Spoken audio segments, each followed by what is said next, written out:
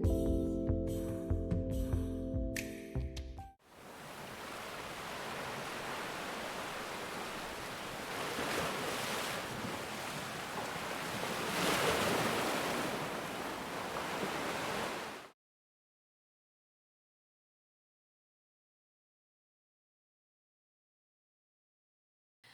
I'm Anna Odom, also known in the upstate as Goddess Hi Hottie. I am trademarked, and that is my brand. And you are here to tell your story. Exactly. Of what happened to me as a child. I've kept it inside for 40 something years, and now it's time.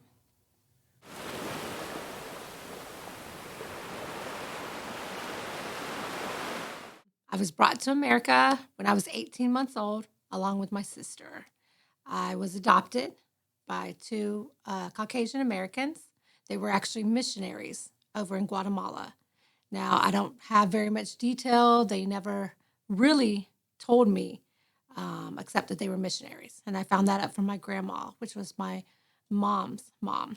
She said that my parents went over to Guatemala and came back a couple weeks with two little girls.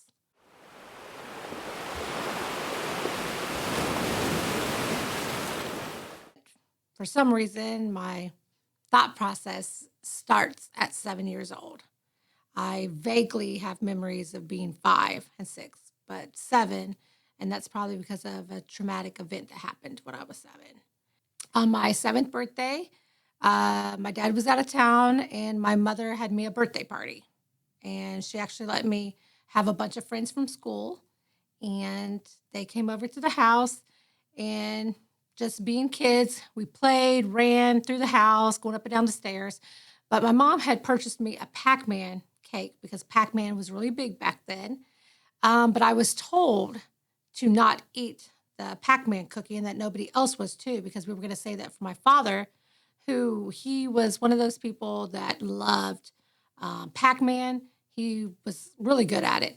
And so what happened was when the friends went home the next day, one of my friends had took the Pac-Man cookie and actually ate it. And my mom was very furious.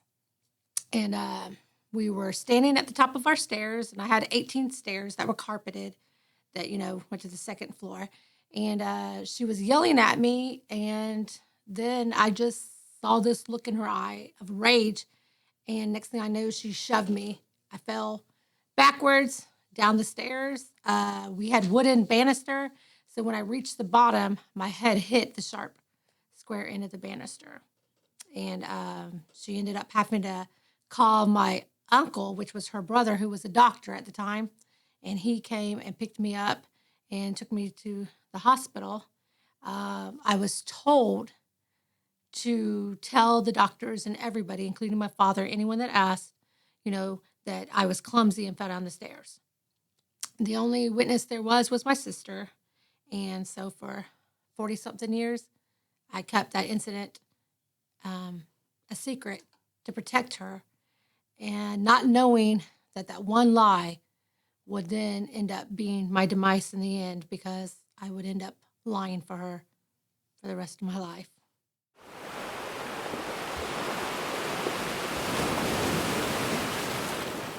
Well, me and my sister, we ended up going through abuse together.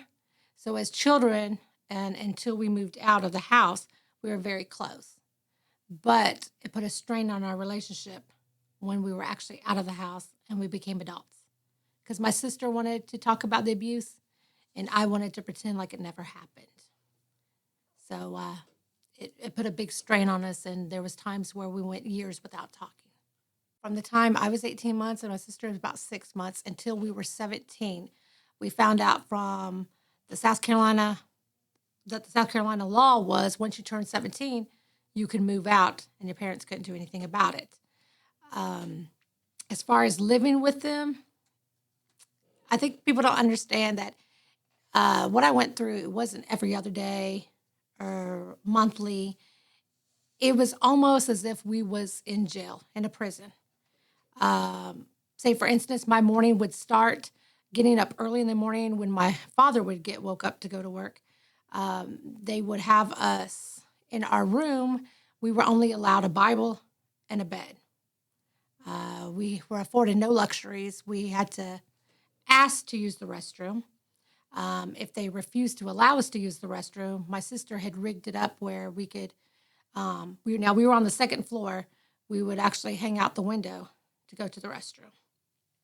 Showers consisted of my father standing on the toilet and having me and my sister take a shower together and turning nothing but cold water on. And we would try to back up from the water. And if we did, he would be standing on the toilet and he would smack us and drag us by our hair into the water. And the showers lasted about 5 to 10 minutes. And sometimes we would get a towel to dry off, sometimes a hand towel. There was times when we were given a toothbrush, sometimes we had to use our finger. Breakfast consisted of oatmeal, which my mom would time us. And if we didn't finish the oatmeal, that would be our dinner. We would go to school. There was times when she would have us stand out by the bus for an hour, whether it was cold, raining, or hot. We didn't care because we were at least out of the room that we were locked in. When we would come home from school, we would get strip searched. We were not allowed to walk on the carpet. We were told we wasn't good enough to walk on their carpet. So we would have to crawl on our hands and knees up to our room. And if they felt like it, sometimes they would kick us or knock us over. Um, that was it was our daily life. It was like every single day. As I matured and became a woman, I realized that a lot of what they did to us was almost like being in prison. That's how it was with us. We had to keep our hands behind our back. They could strip search us whenever. And when I say strip search, I mean they would literally have us take our clothes off. And sometimes my mom would stand there and, talk about our body parts. And, it got a little embarrassing as we became older because puberty had set in. But we still got strip searched by her and my father.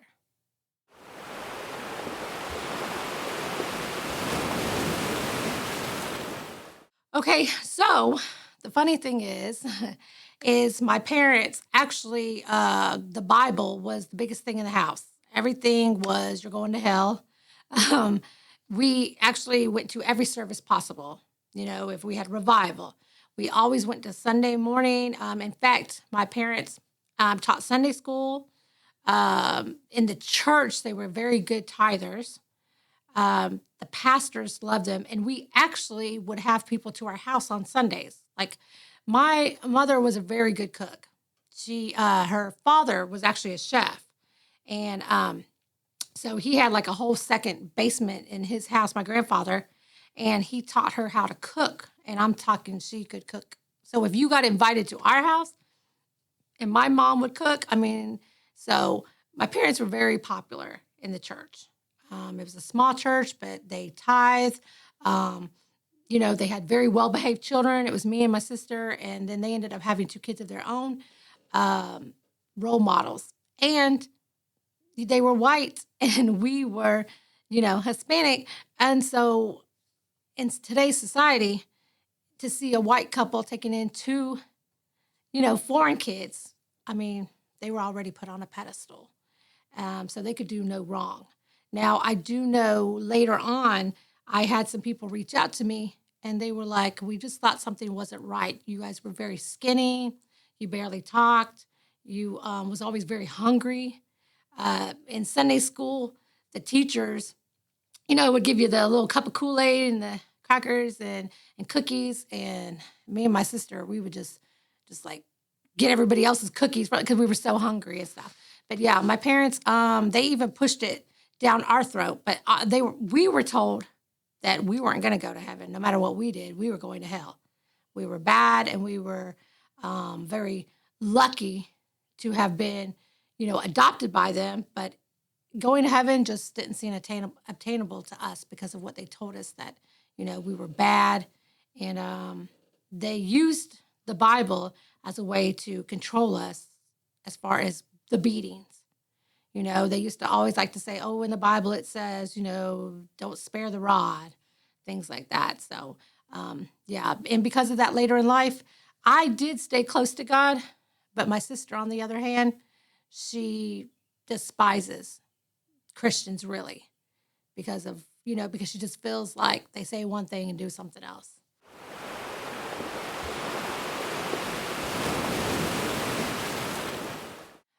Everything was blamed on us. What is crazy is my father, he didn't start out like that.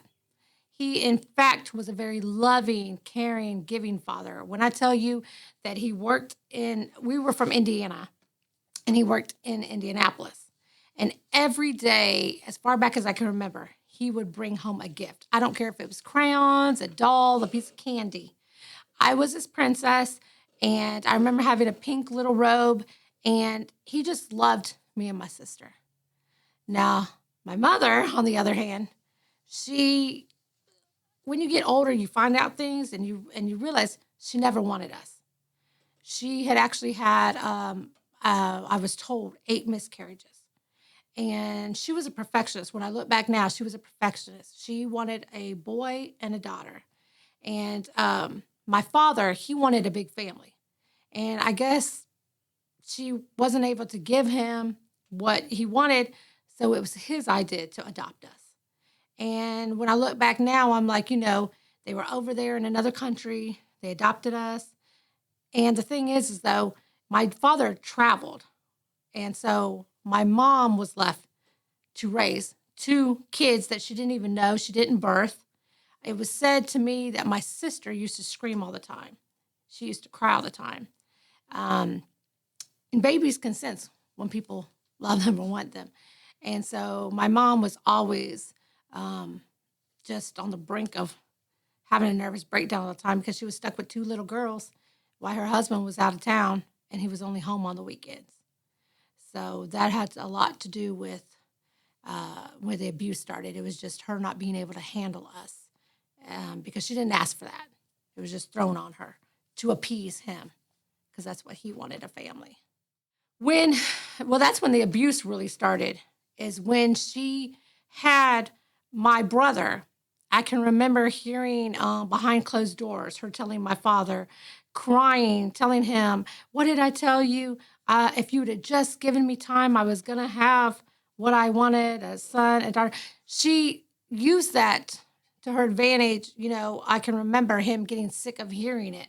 She would use that all the time, like you went and got them, if you'd have just listened to me. And it got to the point that my dad just got sick of hearing it. And she would say things to him like, "They're not even your kids. These are your kids. These are somebody else's kids." And slowly chipping away at him, he started detaching himself from us. And she did a lot of manipulative things also, like him being out of town. When he would call to check in on us, she would tell him, "Oh, Anna did this or Amanda did this." And we would look at each other like none of that even happened. And then she would be like, "What are you going to do when you get home? You better beat them. You better, And for the longest time, he didn't put his hands on us. But eventually it got to the point that he just gave in, I guess. He just gave in to her. And as far as my brother and sister, oh yeah, we was always known that we were not their kids. And one of the punishments they had is they started feeding us different foods. Like they would sit down to an 8-course meal, like where she would have the meat, the potatoes, everything. And they did this thing where they would feed us the same thing for an entire month. Like one month, it might be those big egg noodles. They had a membership to Sam's. So one month, for a whole month, all we would eat is the big egg noodles. Then the next month, it might be nachos with cheese. Then the next month, it might be a plate of rice. And that's how they would feed us. They let us know that we weren't good enough to eat what they were eating.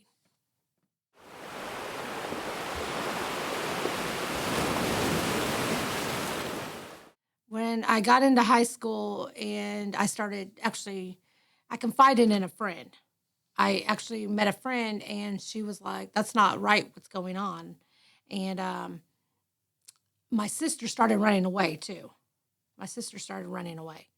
And she had made a friend with a girl whose mother actually was a social worker.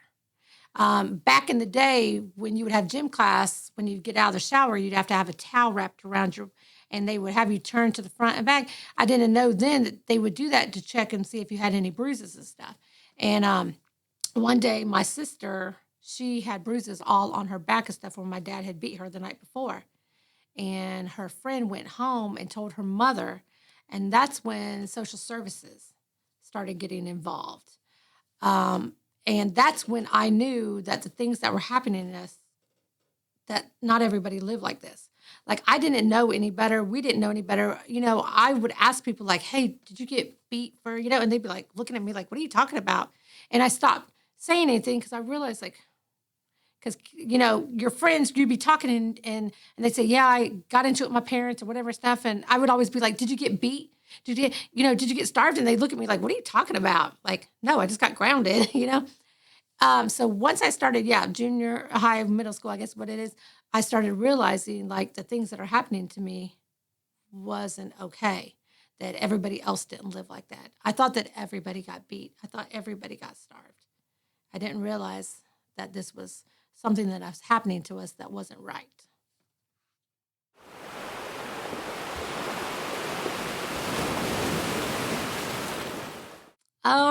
They're like, Goddess talks a lot. She's very outgoing, energetic. I have made a lot of friends, people that call me just to get uplifted. I'm very hopeful. I think that I live my life like almost like someone who's been out of prison and has gotten a second chance at life.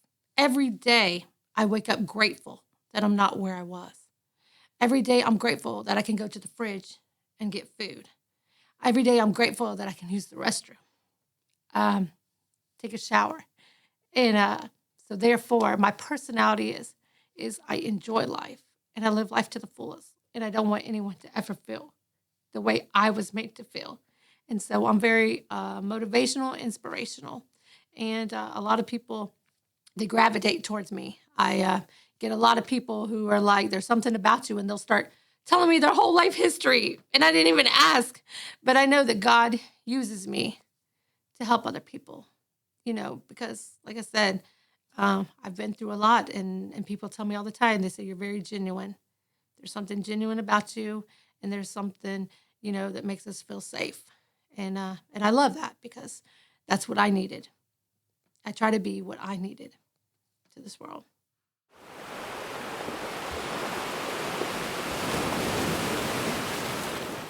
Most of my 20s and 30s, I wore a mask. I would make people think everything was great. I would make people think that I was happy, but then I would go home and I would be depressed. I really was a totally different person. But I learned that from living with my parents. You have to remember, I was at home getting abused, but then they would send me to school. They would send me to church. I was another person. I was, it probably made me the actress I am today because I had to wear a mask. I was told if you tell anybody, they'll send you back to Guatemala. I'm sitting here thinking to myself, I don't know Spanish. I don't know, like when you're a kid, my idea was they'll put me on a plane, ship me back, and I'll be even worse off than I am. So yes, I wore a mask for most of my 20s and 30s until I went to Julie Valentine, and I learned how to actually love myself. I learned to embrace, and more than anything, I ran from my past. I didn't want to be abnormal. I didn't want people to know what had happened to me. A lot of things happened to me that are embarrassing that if God didn't know himself, I would not tell. And when you keep all that inside of you, it's hard to be authentic. I can sit here today and say I love myself, and I genuinely love myself, all of me, because the thing is I took my power back. I know that I didn't ask what happened to me happened to me. Back in my 20s and 30s, I let them make me feel like I deserved it. And I was humiliated and I would keep it. So, yeah, when you are made to feel like something was wrong with you and you deserved all of that, you do have to wear another mask.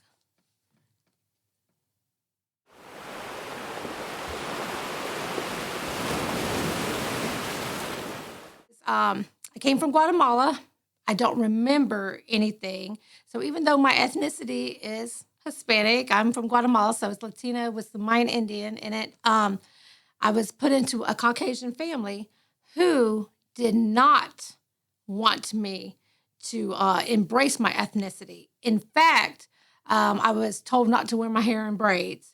Um, I couldn't use certain words. In fact, what's crazy is I didn't realize until I got out into the free world and I was with my husband, his mom.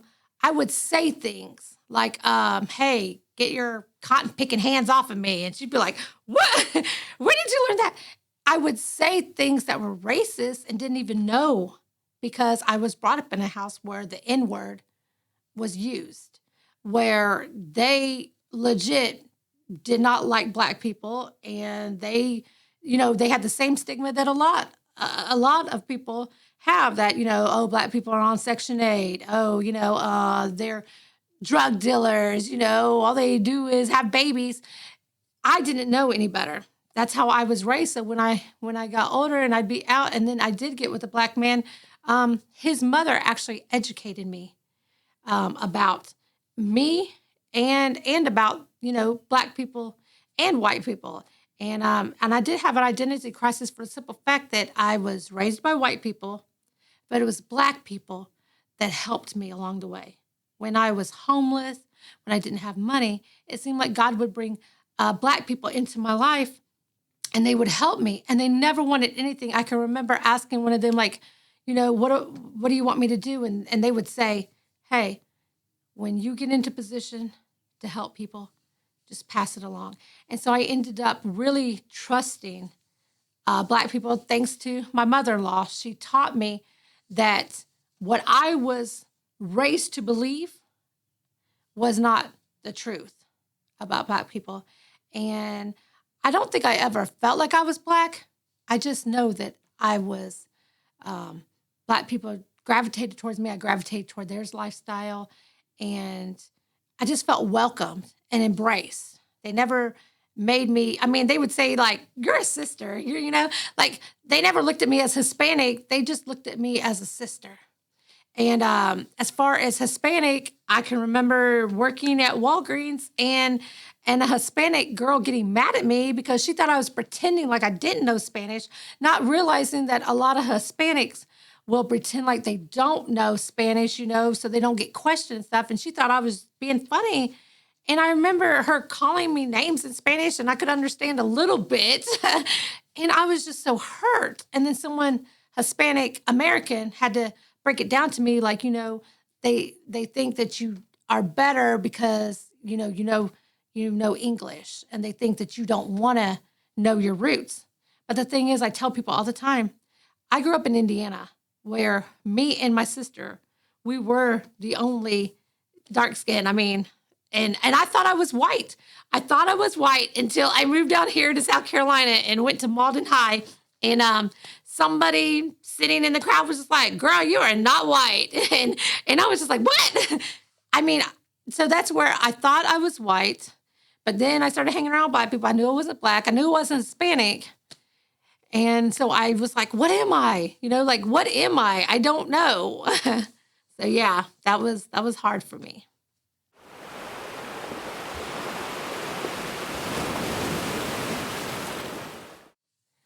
When you go through abuse, as graphic as I did, there is that part of you that fears having kids. You're afraid that you're going to be like your parents or your abuser. When I went to Julie Valentine, I realized that was something that I battled with. Some parents will become very strict. Some will become abusers. And then there's me, who let my kids run over me because I was so traumatized by the beatings and everything. When I had my son, thank God, God gave me a son that was so easy, so easy. And I just remember being like, I just want him to have a childhood. I didn't have a childhood. I didn't get to go play with people. I didn't get to experience the steps to becoming an adult the right way. And I remember when my son wrote me a letter and told me that I did an amazing job as a mother and that he had the best childhood ever. Hands down, that was my greatest moment because I told myself that I was not going to be like my abusers. And I mean, that is and was my biggest fear, is that I would lose control. I used to be so scared. I wanted to have kids, but I was so scared that, I would get angry and punch them or kick them or do the things that was done to me, but I didn't. And now I have two little girls, and my greatest moment is just they can come to me about anything. Even in school, my parents did not let me go to sex education. Remember, you had to have the parent permission. Everybody in the whole school got to go to sex ed. I did not. I had to stay home that day. And I was very naive growing up. And people took advantage of me because I had lack of knowledge about my body and sex. My daughters, I have always let them know when they get certain ages, you give levels of information. You start out with, the bird and the bees, brought by the stork. But as they get older, you let them know, like, hey, this is where a baby really comes from, and this is what really sex is. So I'm very happy that my daughters, we can talk about anything.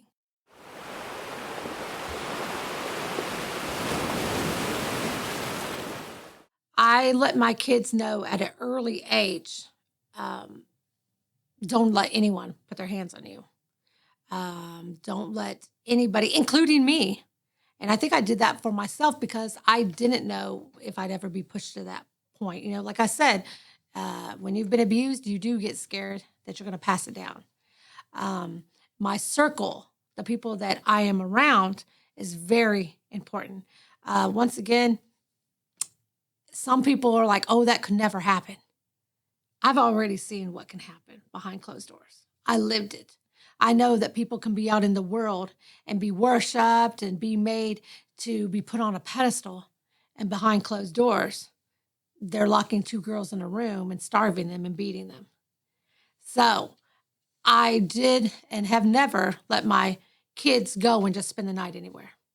I am aware of who their friends are. I have discernment. I can tell when someone's good and when someone's bad. And if I even get this inkling, no, because I can't afford to allow something to happen to my children that has happened to me. And when you've already had things traumatic happen to you, it's like you have a sixth sense and your guard is up and trust is something earned. So like I said, with my circle, they know what I've been through, and it's a very small circle. And to be honest, I never let my kids just go somewhere by themselves.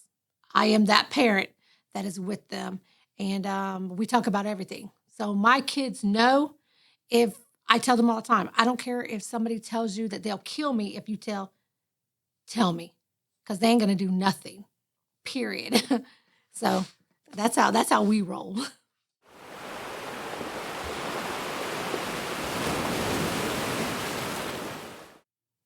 My message, first of all, is you didn't ask for any of this to happen to you. And you are not alone. I have came across so many people that have went through horrendous things too. The thing is that we are made to keep it a secret. We're made to feel like we asked for it or we were bad, or it's not the case. That is what the person that hurt you said to keep you from telling on them. I'm 47 years old. It took me this long to tell my story. And I encourage anyone that has gone through abuse, find somebody, pray to God, find somebody that you trust.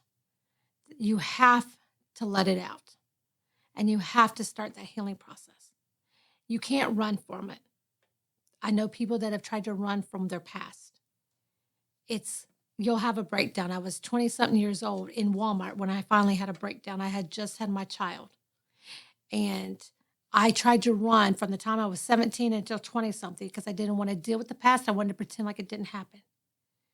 If you don't deal with it and you don't go get help, you'll have a breakdown like me where I was literally at work going off on cashiers and broke down behind the photo booth out of my mind because it was just too much.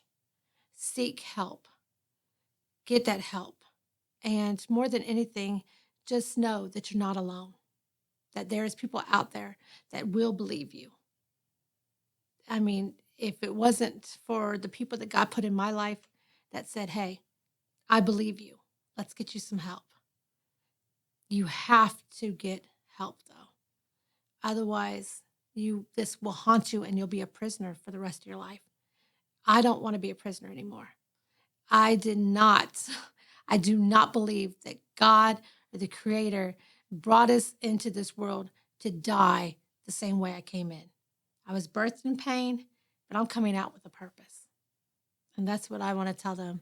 Get help, and that there is life after trauma. I'm a living proof that you will see the rainbow at the end of the rain.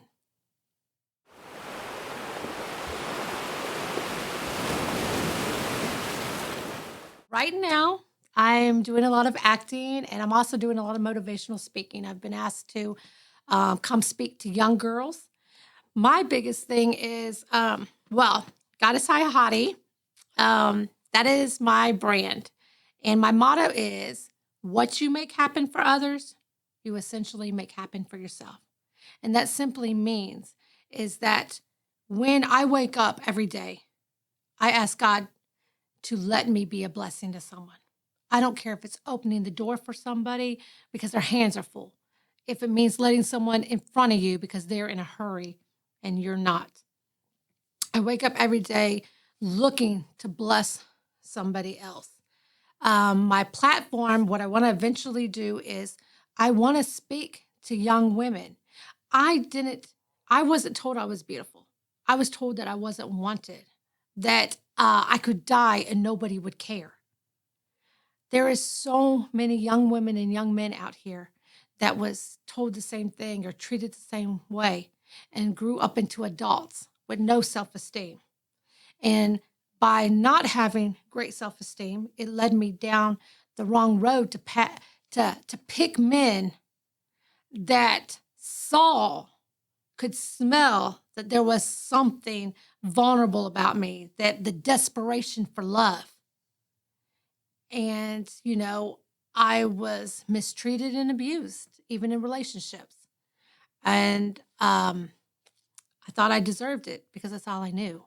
I want to give back to people, even adults, mainly adults, because the thing is that I grew up as an adult, but I still had that childlike mentality. And that's what happens to a lot of abusers. You see a 30 and 40-year-old, but our mindset is stuck back when we were abused until we get help.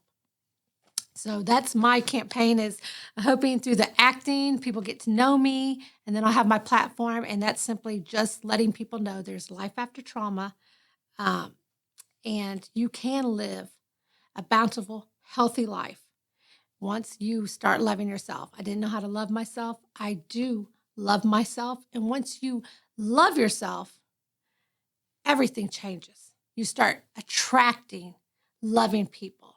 You're no longer, it was crazy because when I didn't know who I was and stuff, it was just like in the animal kingdom when they could smell the weaker. That's how the world works. If they think that they can get over on you, they will. If they think that you're weak, they will seek you out. When I got my power back, things started changing for me. My relationships, my jobs flourished. People started gravitating to me to want to help me. So that's my thing, is I just want to teach people about self-esteem, self-love. I had to build it myself. And it's crazy because people are like, I could never imagine you having self-esteem issues. But once again, that was where you said, in the world, I had a mask on. Then at the end of the day, I go home and take that mask off and cry myself to sleep at night. But God, I don't have to do that anymore.